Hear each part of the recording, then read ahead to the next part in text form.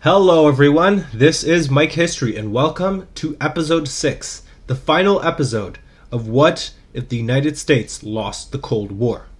Now in order to understand the context here, you will need to watch the first 5 episodes, so please go do that because otherwise you will be very confused.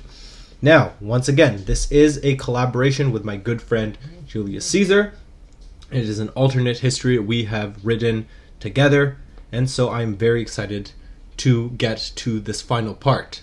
But to understand the context, again, please watch the last videos and especially the last one because that talks all about what has happened in America after the collapse of the United States. All right, have you done that? Great. Let's do it. So, Barack Obama remains a decent leader for the United States, or the American Federation, I should say, with the goal of eventual reunification. While Trumpists and communists are at opposite ends of the political spectrum, Obama's regime remains squarely in the middle. This way he is regarded as the people's president, with the goal of ensuring that all Americans are happy. However, in maintaining unity within the Federation, Obama has taken it upon himself to purge dissidents and arrest those who go against the American order. In 2014, the first major American war began. The American Federation encouraged a color revolution in New Africa, which topples the pro-Confederate States of America dictator and replaces it with a pro-American dictator, who violently crushes any opposition to his rule.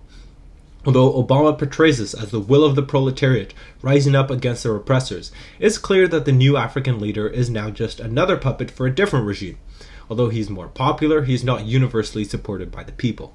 Now, this obviously angers the Confederate States of America, which sends troops to so-called restore order. So the American Federation decides to respond by encouraging an uprising along the border with the free republics, as they are called. Obama now has to protect the people of these republics and invades this Confederate States of America, heading straight through the Carolinas. Unfortunately for the American Federation, they are facing a nation of fanatics. Every citizen is armed, and every town has a stockpile of weapons capable of resisting the invaders. The Confederates have good generals who proudly defend their nation against American intrusion, leading to Obama shamefully retreating his troops.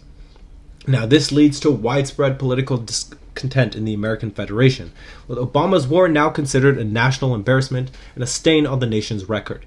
As this is going on, a variety of anti-Obama protests occur throughout the American Federation, only to be gunned down by pro-Obama fanatics. The American people demand a change, and an all-encompassing power-hungry freak isn't going to do that. And that is when Donald Trump comes in once again, demanding that the people need a government willing to fight against the enemy and establish a stronger America.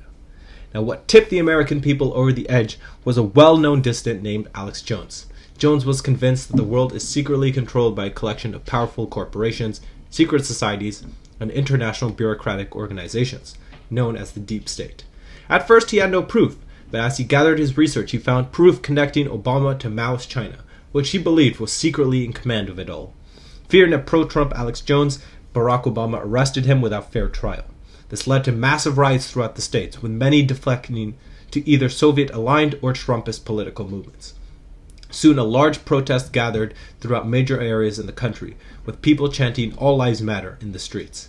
And that is when the federal legislature declares current President Obama deficient to lead and announces a new election between Joe Sims, Hillary Clinton, Joe Biden, Richard Spencer, and Donald Trump. Now, although one would expect this to be a close election, it really wasn't. Donald Trump won in a landslide, carrying about 70% of the vote.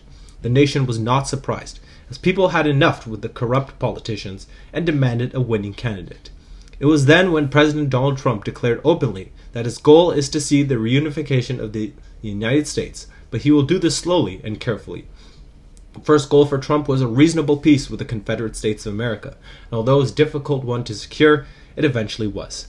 In this treaty, the Confederacy and New Africa were put under pro-American leadership, with a stipulation that the American Federation was to respect both the CSA and New Africa as independent nations.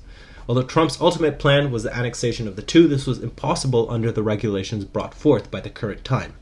However, just because Trump was able to secure peace doesn't mean that the future will be devoid of war. For example, let's take a look at the People's Federation of New England. Throughout most of the 1990s, 2000s, and even 2010s, the New Englander government has admitted that, in and of itself, it is American. Although New England was technically a separate nation, the nation considered itself to be a part of the broader American identity, and that it was fundamentally subservient to that identity. However, this is starting to change in the 2010s. Under the leadership of Bernie Sanders, New England society went through a major transformation. Where once was an extension of America, proud to celebrate the nation's ancestral forefathers, was now the idea that New England was defined by immigrants. New England Irishmen, Italians, and Jews were their own people who were inherently the leaders of such a movement. Later immigrants, mostly new Africans and Hispanics, became a huge part of the government. But what was making this even worse was that New England was purposely making life more and more difficult for those who were not of a racial or ethnic minority. Quotas emerged within the nation's trade unions and syndicates, rural factories were closed, and new directorates were established. A new movement, known as the Charles River Battalion, was created with the express purpose of removing American influence from New England.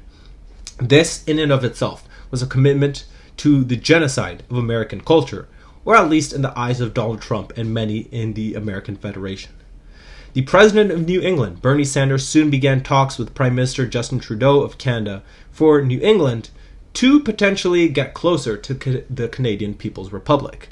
This was the final straw for President Trump, who on February 22, 2022, declared a special freedom operation on New England. Although the strength of the American Federation was far more powerful than that of New England, the Soviets had sent large amounts of support to the New England government and had warned the American Federation about future attempts to invade. However, the Americans decided to continue their resolve to support this invasion despite international backlash. For them and the people of New England, the American efforts of national liberation are far more important than international trust. I decided to launch a special freedom operation to demilitarize and denazify the fake state of New England, which is not even a real state. And so under my leadership, we will make sure that every inch of New England soil comes back under American freedom, so that we can finally liberate the people of New England who have been suffering so long under this pro-Soviet and un-American government in New England. The people of New England want this, and the people of the American Federation do as well. And so, I encourage all of you freedom fighters to do your best and to make America great again. Donald Trump, 2022. All right. And that is the end of the episode. Did the invasion work out? Did the invasion not work out? It's up to you guys to decide. If you enjoyed this episode, don't forget to like, subscribe, and share.